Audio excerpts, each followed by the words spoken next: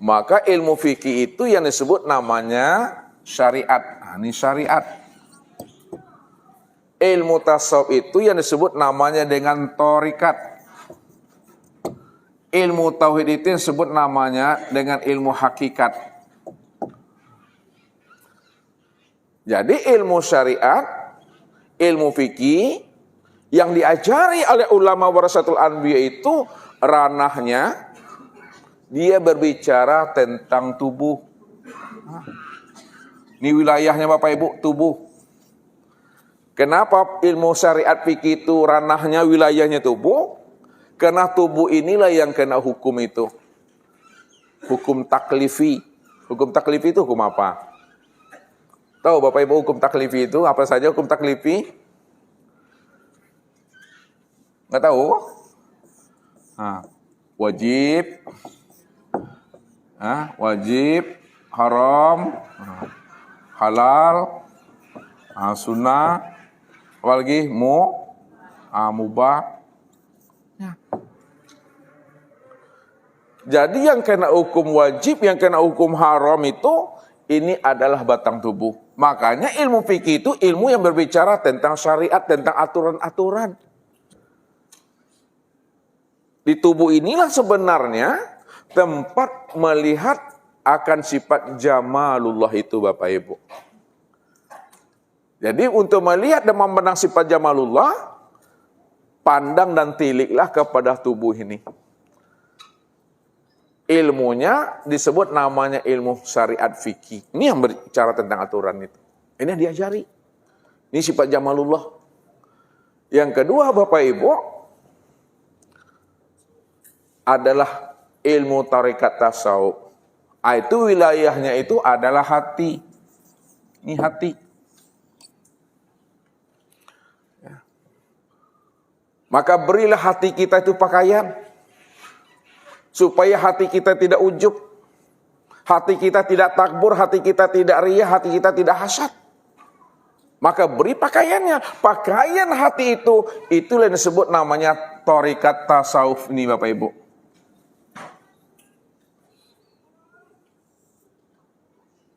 Disitulah dikatakan oleh Rasul, innallaha la yanzuru ila suwarikum wala ajsamikum walakin yanzuru ila qulubikum wa a'malikum. Apa artinya itu Bapak Ibu? Innallaha la yanzuru ila suwarikum wala ajsamikum walakin yanzuru ila qulubikum wa a'malikum. Pasti banyak yang tidak tahu tuh. Sesungguhnya Allah tidak memandang rupamu. Allah tidak memandang bentuk wajahmu. Macomen, cekermennya kamu itu tidak dipandang Tuhan. Cantik, indah, moleknya itu tidak dipandang. Tapi yang dipandang oleh Allah itu kata Rasul. Qulubikum. Nih, yang dipandang oleh Allah itu qulubikum hatimu. Wa a'malikum. Baru amal. Makanya yang zahir ini, tubuh kita ini, kan tubuh ini menunjukkan yang batin. Itu dia. Apa yang diperbuat oleh tubuh, itu sebenarnya cermin daripada hati. Contoh Bapak Ibu, kalau kita ini bahagia, ya, anak sukses, suami sukses, istri juga sukses, sukses semuanya, nampak wajahnya ini glowing Bapak Ibu. Ya, glowing wajahnya. Mudah senyum Pepsodent Bapak Ibu. Kenapa? Karena hatinya ini bahagia, gembira.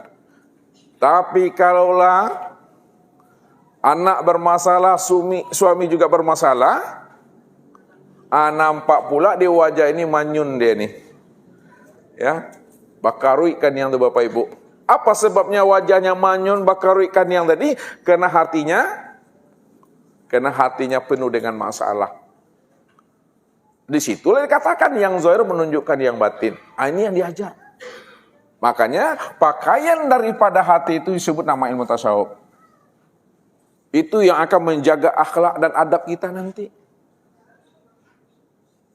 Kemudian yang ketiga, yang diajarkan oleh al-ulama warasatul anbiya itu adalah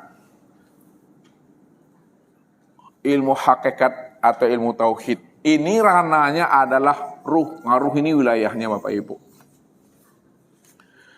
Bagaimana supaya jiwa kita, bagaimana ruh kita itu tidak berbuat syirik kepada Allah?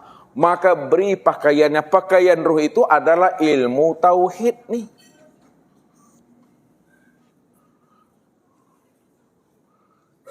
Ketiga-tiga ilmu inilah isi daripada Al-Quran Bapak Ibu. Jadi yang disampaikan oleh Nabi, itulah yang disampaikan pula oleh pewarisnya. Pewarisnya itu kapasitasnya adalah al-ulama warasatul anbiya. Itulah wali-walinya Allah itu. Ini isi Al-Quran. Makanya isi Al-Quran itu hakikat ini, ilmunya tauhid. Di dalam Al-Quran disebut namanya dengan akidah.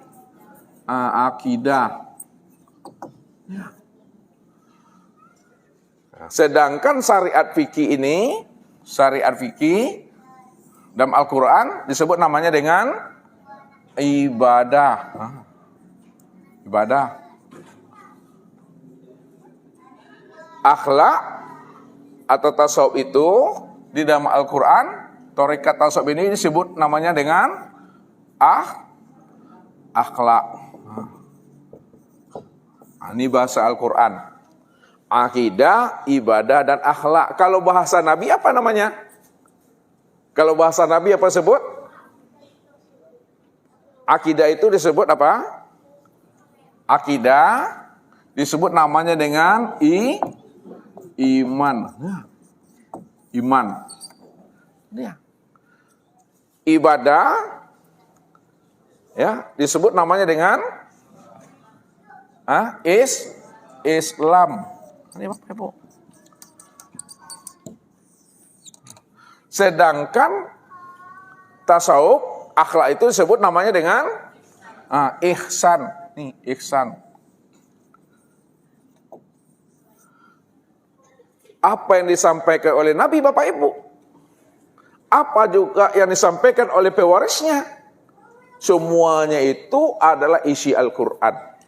Bahasanya saja yang berbeda, namun hakikatnya itu adalah isi Al-Quran Bapak Ibu. Ini yang diantarkannya. Maka setelah kita paham, setelah kita tahu dan mengerti dia adalah warasatul anbiya, pewaris Nabi yang bisa menghantarkan tausul kepada Allah, maka mintalah bimbingan dengan dia. Minta bimbingan. Karena dia yang bisa menghantarkan rohani kita usul kepada Allah. Minta bimbingannya. Untuk minta bimbingannya, maka disitulah kita benar-benar tanamkan adab itu Bapak Ibu. Adab. Disitulah dikatakan oleh Rasul, al-adab fauqal ilmi. Adab itu lebih tinggi daripada ilmu. Jalan untuk mendapatkan barokah guru itu. Jalan untuk mendapatkan barokah ilmu ulama itu. Sebagai pewaris Nabi, adab inilah jalannya Bapak Ibu.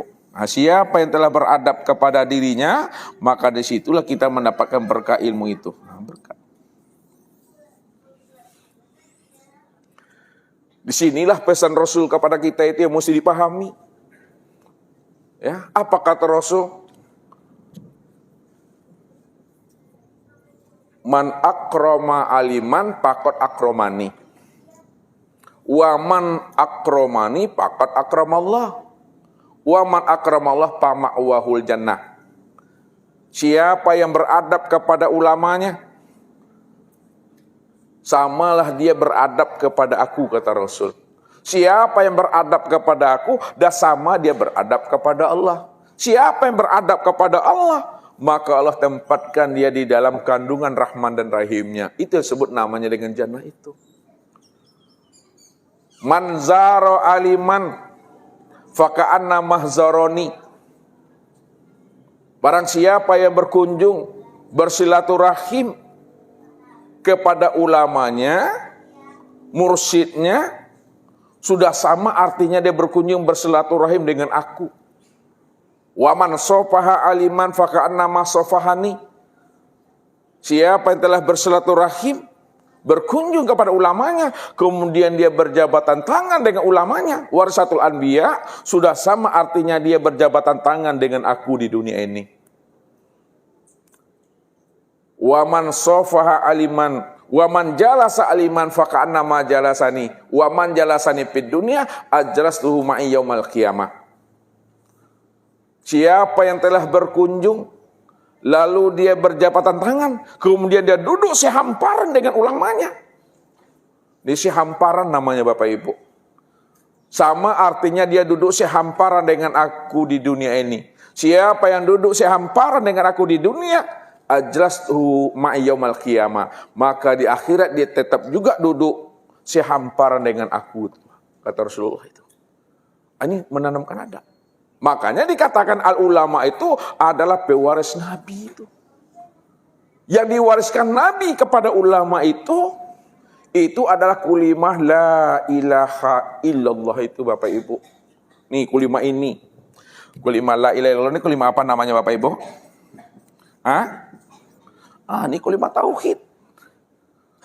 Tidak ada yang nyata illallah. Hanya Allah. Maka la ilaha illallah itu nafi dan isbat. La ilaha ini nafi namanya. Illallah itu isbat. Maknanya tidak ada yang nyata, tidak ada yang wujud. Walaupun alam ini ada, alam ini wujud, tapi adatnya, nyatanya alam ini, hakikatnya tidak ada. Bisa Bapak Ibu memahami itu? Alam ini ada kan? Alam ini wujud kan? Tapi ada dan wujudnya alam ini hakikatnya tidak ada. Hakikatnya tidak wujud. Kalaulah alam ini hakikatnya tidak ada dan tidak wujud, lalu siapa yang sebenar-benar wujud dan yang ada itu? Illallah. Ini yang isbat tuh. Ini yang diantarkan oleh Nabi kepada ulama itu. Bagaimana mengesahkan Allah itu? Apapun yang kita lakukan dalam hidup ini, apapun aktivitas kita, apapun kegiatan kita, apapun profesi kita, awal sampai akhir, bangun tidur sampai tidur kembali, jangan sampai terpandang ada wujud yang lain selain Allah. Kalau masih terpandang wujud yang lain selain Allah, itu yang disebut namanya dengan syirik. Syirik itu kata Rasul, wujuduka zanbun. Adanya pengakuan dan kesadaran dirimu itu dosa itu. Lalu bagaimana supaya tidak dosa? Bagaimana supaya tidak syirik? Jangan sampai ada keakuan diri itu. Itu artinya keluar kita dari diri kita. Bahasa Nabi, matikan keakuan diri. Matikan kesadaran diri. Baru lepas kita daripada syirik. Makanya syirik itu dikiaskan oleh Rasul seperti semut hitam yang berjalan di atas batu yang hitam dalam kegelapan malam. Nah, kira-kira Bapak Ibu bisa nak menengok semut hitam di batu hitam dalam kegelapan malam?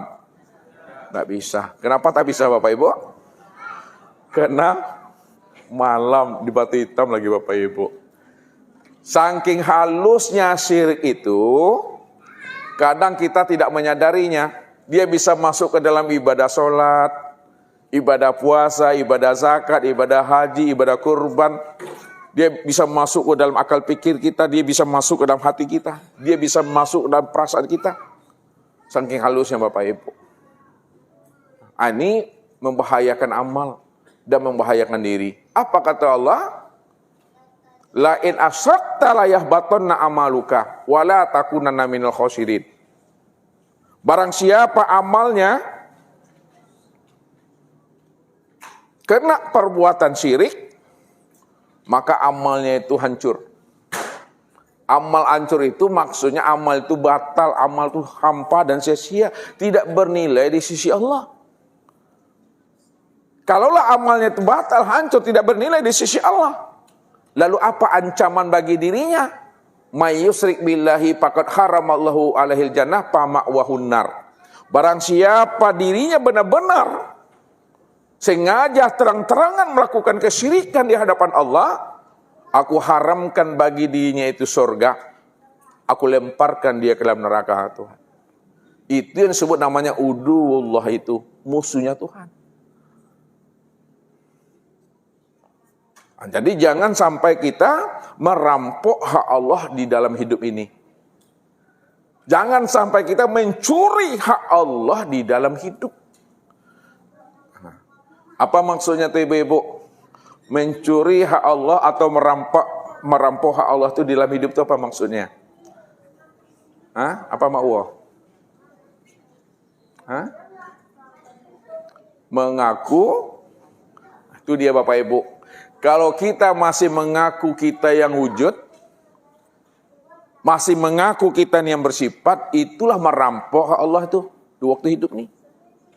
Jangan dikatakan Allah wujud, kita wujud pula. Allah sama, kita sama pula. Allah basor, kita basor pula. Allah hayat, kita hayat pula. Itu udah merampok Allah itu Bapak Ibu. Padahal kita itu la haula wala quwata illa billah itu. Jangan sampai terlihat sebesar zarah akan keakuan kita itu Bapak Ibu. Kalau masih terlihat, itu merampok hak Allah itu. Kalau udah merampok hak Allah, apapun bentuk amalnya tertolak. Dan dirinya diancam oleh Allah, tempatnya adalah neraka. Itu adalah uduwullah. Makanya dikatakan oleh Allah, innamal musyrikuna najasun. Innamal musyrikuna najasun. Nah, sesungguhnya orang-orang yang berbuat syirik itu adalah najis. Nah, kalau Allah mengatakan dirinya najis, haram noji untuk bisa berjumpa dengan Tuhan. Tahu haram noji itu? Takkan mungkin lagi bisa masuk ke dalam surga dan berjumpa dengan Rabb-nya. Ini bahasanya. Tidak ada harapan di situ Bapak Ibu. Tuh. Maka lepaskanlah keakuan dan kesadaran diri kita yang merasa kita ada. Siapa yang menghantarkan itu? Itulah yang disebut namanya arif billah atau wali-walinya Allah. Kapasitasnya adalah sebagai al-ulama. Dialah mursyid ruhaniyah itu Bapak Ibu. Dah berjumpa kita dengan beliau. Udah kita tuntut ilmunya. Sudah kita syau ilmunya. Apakah cukup sampai di situ Bapak Ibu? Tidak. Karena dia adalah orang yang tahu jalan kembali kepada Tuhan. Dan dia telah berjumpa dengan Tuhannya. Maka dituntunnya kita ini bagaimana kita bisa berjumpa pula dengan Tuhan. Maka carilah mursyid ruhani yang telah berjumpa dengan Allah. Pasti Bapak Ibu zamannya akan berjumpa dengan Allah. Tapi kalau dia belum berjumpa dengan Rabb-nya, dia belum berjumpa dengan Tuhannya, dipastikan pula Bapak Ibu tidak akan pernah bisa berjumpa dengan Tuhan. Kenapa demikian? Dia saja belum bisa berjumpa dengan Allah, apalagi kita Bapak Ibu. Maka yang bisa berjumpa kepada Allah itu adalah orang yang kenal Allah. Walaupun dia kenal Allah, tapi dia tidak pernah mengatakan dia kenal Allah. Tak pernah dia mengatakan dia kenal Tuhan. Disitulah Ustaz selalu katakan, orang makrifat tidak pernah mengatakan dirinya makrifat. Orang yang tidak pernah mengatakan dirinya makrifat juga belum tentu makrifat. Orang yang kenal Tuhan, tak pernah dia mengaku-ngaku dirinya sudah kenal Tuhan. Dan orang yang tidak pernah mengaku-ngaku dirinya sudah kenal Tuhan, juga belum tentu kenal Tuhan.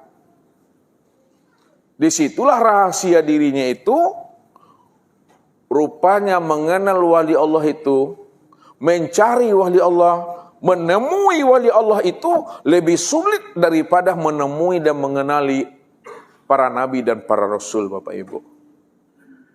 Ya, saya ulang lagi, menemui wali Allah, mencari wali Allah itu lebih sulit, lebih payah daripada mengenal dan menemui para nabi dan para rasul.